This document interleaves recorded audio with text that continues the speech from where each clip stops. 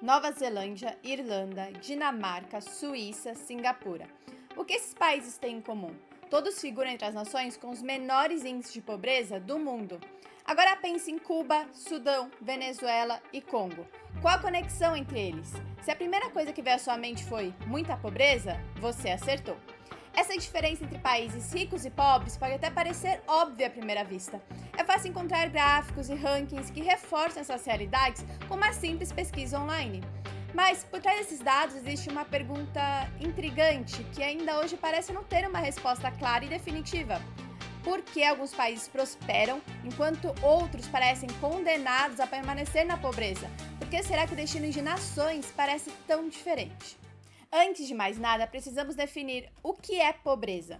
Pobreza é a falta daquilo que é necessário à subsistência, ou seja, a pessoa que é pobre não tem o mínimo necessário para subsistir. E é claro que não existe apenas um fator ou uma variável que vai definir toda a situação econômica de uma população inteira. Mas em pleno século XXI, era que se imaginar que a resposta para a pergunta "o que gera a pobreza?" já tivesse sido respondida. Afinal, não faltam ONGs, governos, instituições e milhares de pessoas dedicando tempo e recursos para combater esse problema que assola impetuosamente a humanidade. Mas por que parece que estamos sempre lutando contra um inimigo que não desaparece? Por que parece que a pobreza só aumenta? Por que existe pobreza? Qual a causa da pobreza e por que não foi resolvido? E por incrível que pareça, depois de todo esse questionamento, e contrário ao que você imaginaria, essas últimas perguntas não são difíceis de responder. Como assim, Catarina? Você acha que tem a solução para resolver a pobreza? Não. O que eu afirmo é que a pobreza nunca vai chegar ao seu mínimo e que nenhum dos diversos governos, instituições, ONGs conseguirão resolver o problema da pobreza enquanto continuarem a se fazer essas perguntas, porque elas estão simplesmente erradas. A ideia de buscar a causa da pobreza parte de um pressuposto equivocado. Extrema pobreza. Pobreza extrema. Extrema pobreza. A pobreza. Pobreza extrema. A questão toda não é descobrir o que causa ou gera a pobreza, porque pessoas e nações são pobres. Isso porque a pobreza é a condição natural do ser humano. Não há nada de estranho na pobreza, historicamente e estatisticamente falando. Considere isso, em 1820, cerca de 94% da população mundial vivia na pobreza extrema. Hoje, em 2024, esse número caiu para cerca de 8,5%. Mas essa transformação não aconteceu porque alguém finalmente resolveu a causa da pobreza. Ela aconteceu porque algumas pessoas, sociedades e nações descobriram como gerar riqueza. As palavras não são termos vazios, são conceitos, e esses conceitos moldam as nossas ações. Negar a realidade impede de enfrentá-la. Então, como você deve ter se questionado agora, o que tira as pessoas dessa condição natural? O que gera riqueza? E essa, senhores e senhoras, é a pergunta certa a se fazer. Primeiro, então, precisamos achar a correlação que existe entre os países ricos e a correlação que existe entre os países pobres. Descobrir o que esses grupos têm em comum para chegarmos a uma resposta. Só que aí esbarramos em outro problema. Como definimos se um país é rico ou pobre? Como assim? Isso é fácil, não é? Não exatamente. Se usamos o PIB como parâmetro, surgem algumas contradições. Por exemplo, países como Índia, Brasil e México estão entre os maiores PIBs do mundo. Mas seriam eles exemplos de prosperidade? Claramente não. E mesmo comparando países ricos pelo PIB total, a discrepância é evidente. Como o Japão, com menos da metade da população do Brasil, possui um PIB significativamente maior, ou o Canadá, com menos habitantes que o estado de São Paulo, apresenta quase o mesmo PIB que o Brasil. Então, a solução seria usar o PIB per capita, certo? Em teoria, sim, mas aí encontramos outro problema, o próprio cálculo do PIB. Ele é composto por 4 elementos: consumo familiar, somado ao investimento privado, que é o gasto das empresas, mais o gasto governamental, mais o resultado da balança comercial, que é o valor das exportações, menos o valor das importações. E só para ilustrar onde está o problema, este mês tivemos o Janjapalooza, 33 milhões de gasto governamental. 132,8 bilhões é o custo do judiciário brasileiro. Pode somar isso também ao GG.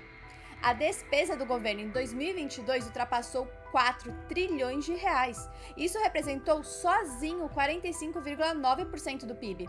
Então, mesmo que o consumo familiar caia, que as famílias estejam mais pobres e gastando menos, e enquanto o governo continuar crescendo e aumentando seus gastos, o PIB vai subir artificialmente, impulsionado por gastos governamentais cada vez maiores. Mas com isso estamos realmente ficando mais ricos ou apenas acumulando problemas maiores? Se queremos descobrir a causa da riqueza e, consequentemente, como diminuir a pobreza, uma análise rasa comparando os PIB per capita não será suficiente. Mas se o PIB não pode ser o critério que buscamos aqui, qual é? Talvez possamos encontrar a resposta ao observarmos os países desenvolvidos. Mas, antes de mais nada, o que é um país desenvolvido? Bom, a ONU define um país desenvolvido da seguinte forma: aquele que permite que todos os cidadãos desfrutem de uma vida livre e saudável em um ambiente seguro. E define algumas métricas para medir o quão desenvolvido um país é. São considerados renda per capita, expectativa de vida e tempo de escolaridade em uma nação. E combinando essas três métricas, a ONU desenvolveu o IDH, o Índice de Desenvolvimento Humano, que varia de 0 a 1. Quanto mais próximo de 1, mais desenvolvido é o país. Com base nisso, os países são classificados em 4 níveis de desenvolvimento: muito alto, alto, médio e baixo. Mas eu vou trazer aqui alguns dados sobre o IDH para você mesmo julgar se é um bom índice para usarmos como métrica. A Argentina hoje tem uma nota de 0,849 e é classificada com um nível de desenvolvimento muito alto. Se tem um nível de desenvolvimento muito alto, então a Argentina deve ser um país rico, com pouca pobreza, certo? Não exatamente. A pobreza na Argentina já passou de 50%, isso pré-Milei. Dá para considerar um país rico? Outro caso intrigante é Cuba, que com um IDH de 0,764 se enquadra na categoria de alto desenvolvimento, mas conta com mais de 90% da população na pobreza. E segundo o IDH, Cuba é um país mais desenvolvido que países como Paraguai e Brasil, que também não são ricos, mas estão longe de 90% de pobreza. Falando em Brasil, em que posição você acha que estamos? 0,760, o que nos coloca na posição de alto desenvolvimento. Curiosamente, outros países que também são classificados com alto desenvolvimento são Irã e Líbano.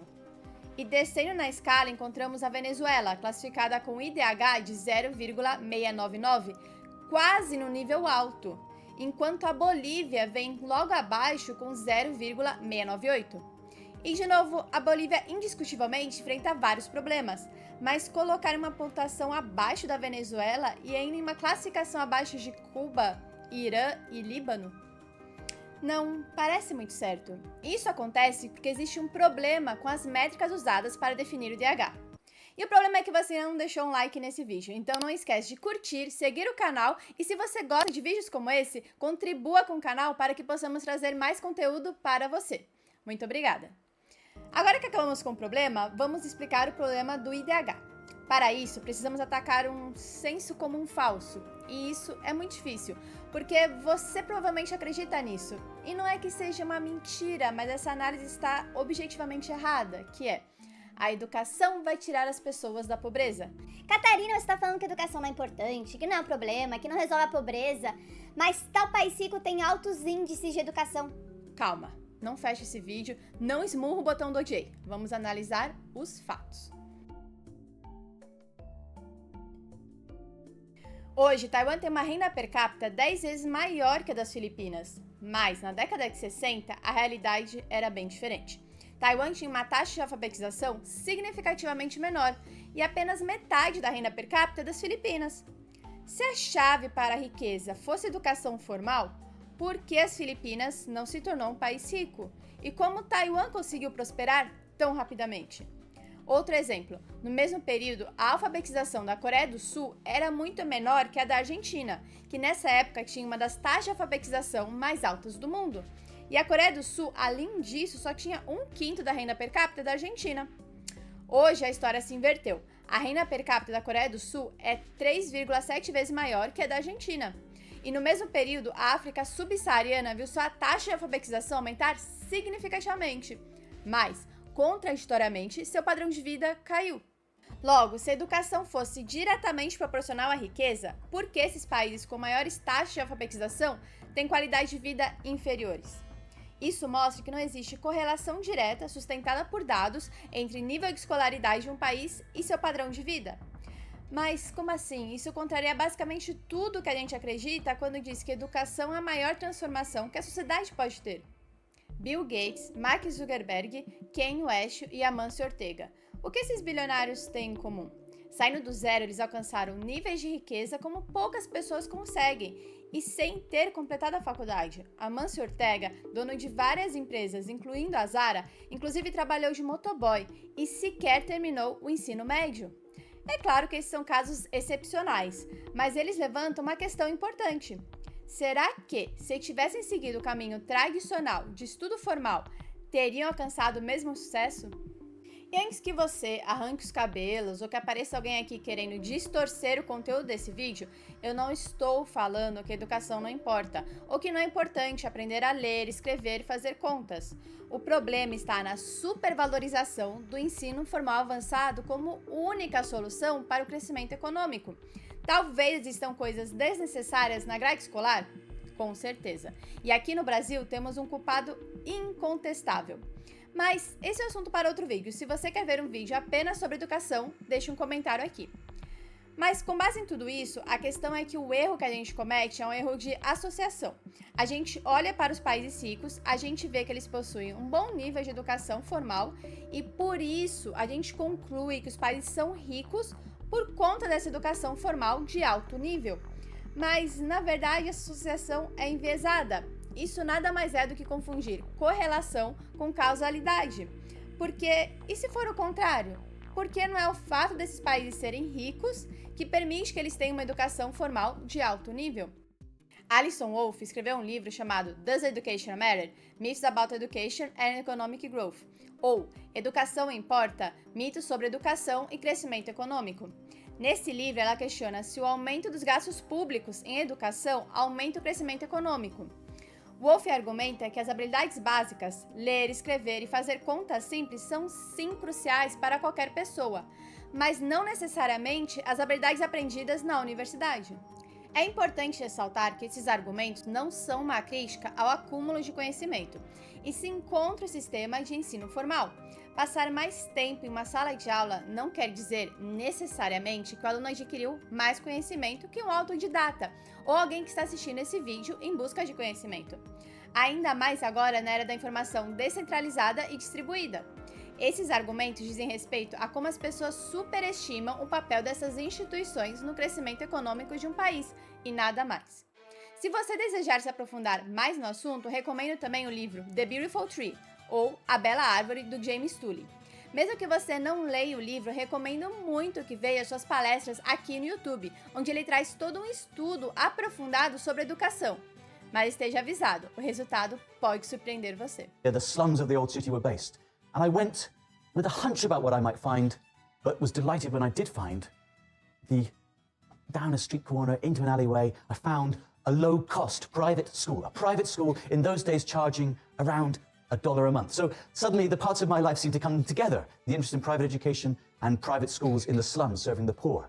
I went to this one school, then I found another and another, and I soon connected to about 500 schools which were part of a federation. And I spoke to parents. Why were they sending their children to these private schools when they were poor? Clearly they were poor. And yet the government schools, the public schools as you call them here, the government schools were free. They provided free lunch and free books and everything.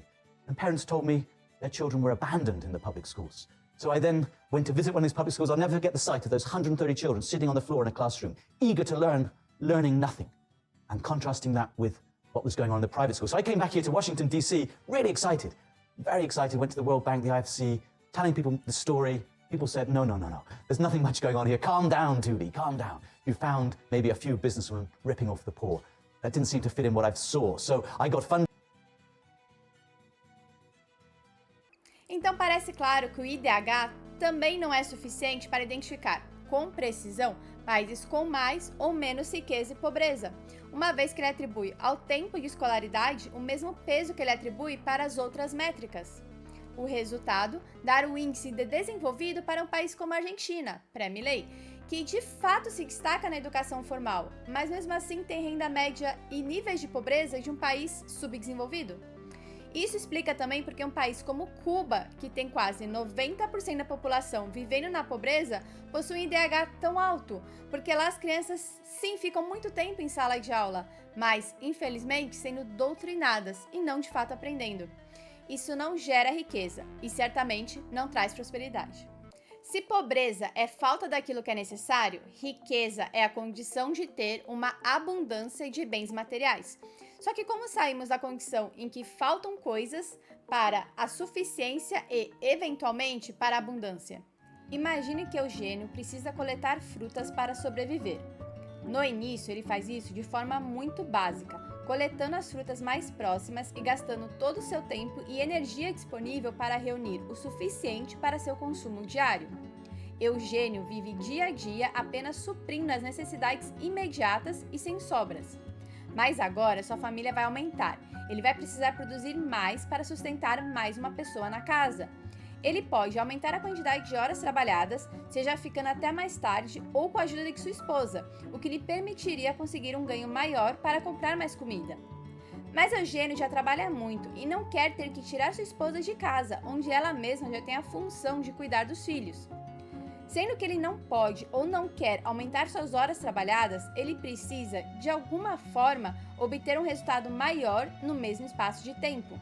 Ele precisa aumentar a sua produtividade. Então, Eugênio tem uma ideia. Ele construirá uma ferramenta, como um longo bastão ou uma escada simples, que o ajude a alcançar frutas mais altas e mais abundantes. Brilhante! Contudo, criar essa ferramenta requer tempo que ele normalmente usaria para coletar frutas e se alimentar. Então, para construir o bastão, ele precisará acumular uma pequena reserva de frutas, ou seja, poupar o suficiente para sobreviver durante o período em que estará construindo a ferramenta, em vez de coletar frutas. Essa reserva é a poupança. Uma vez que ele a tenha, ele pode investir seu tempo na produção da ferramenta.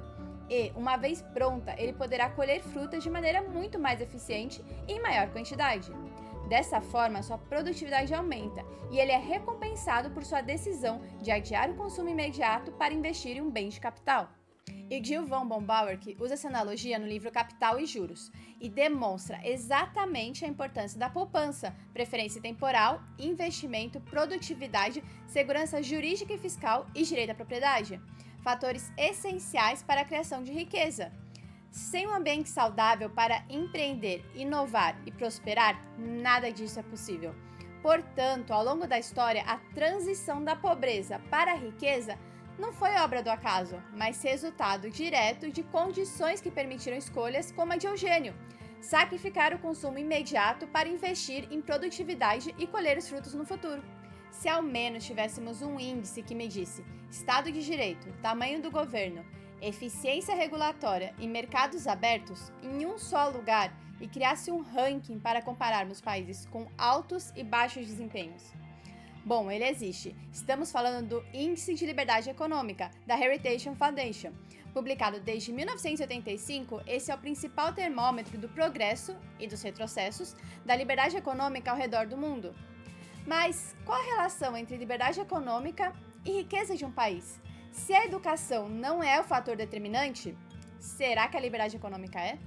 Vamos aos dados. O índice classifica os países de 0 a 100, sendo que quanto mais próximo de 0, mais reprimido é aquele país, e mais próximo de 100, mais livre ele é. Dividindo os países em 4 grupos com base no ranking de liberdade econômica, os 25% mais livres têm uma renda média de 52.877 dólares. Já os 25% menos livres possuem uma média de apenas 6.968 dólares anuais. Uma diferença gritante. Parece promissor, mas qual é o efeito que a liberdade econômica tem, de fato, em relação à pobreza? Basta mais liberdade que teremos menos pobreza? A resposta é sim. Nos países mais livres, apenas 1% da população vive em pobreza extrema. Enquanto isso, nos países mais reprimidos, essa taxa chega a 30%. Se isso ainda não te convenceu, aqui vão alguns dados rápidos. Nos países mais livres, os 10% mais pobres ganham, em média, 7.610 dólares por ano, contra apenas 952 dólares nos países reprimidos. Expectativa de vida, mais de 80 anos nos países livres e 64,9 anos, em média, nos países mais reprimidos. Mortalidade infantil, 4,3 óbitos por 1.000 nascimentos nos mais livres, contra 39,8% nos países reprimidos. E tem muito mais dados que reforçam o impacto positivo da liberdade econômica. Eu estou mostrando apenas alguns aqui, mas vou deixar o link com as fontes e um comentário do vídeo. Mas aqui vai mais uma informação interessante que vale a pena mencionar: liberdade econômica e corrupção. Quanto mais livre economicamente um país é, na média, menores são as taxas de corrupção. Parece contraditório? Nem tanto. Porque mais liberdade, menos Estado, menos controle governamental cria barreiras e dificuldades para os corruptos roubarem a população. Será que é por isso que alguns políticos lutam tão insistentemente contra a liberdade econômica e a favor de um Estado grande, uma economia planificada? Vou deixar essa pergunta para sua reflexão. Então, o que podemos concluir depois de toda essa análise e qual a resposta para a pergunta: por que o Brasil é pobre? É porque falta liberdade econômica, falta liberdade para empreender, para gerar riqueza, criar empregos. Temos muito Estado, muita burocracia, muitos impostos, muita insegurança jurídica. Para o Brasil prosperar, precisamos de mais capitalismo, de um ambiente onde as pessoas possam inovar, produzir e investir sem tantas amarras. E nunca conseguiremos atacar o real problema se não entendermos quais são as causas do problema e se continuarmos fazendo as perguntas erradas. O Brasil enfrenta dificuldades sérias e no curto prazo as perspectivas não são animadoras, mas isso não significa que não há esperança.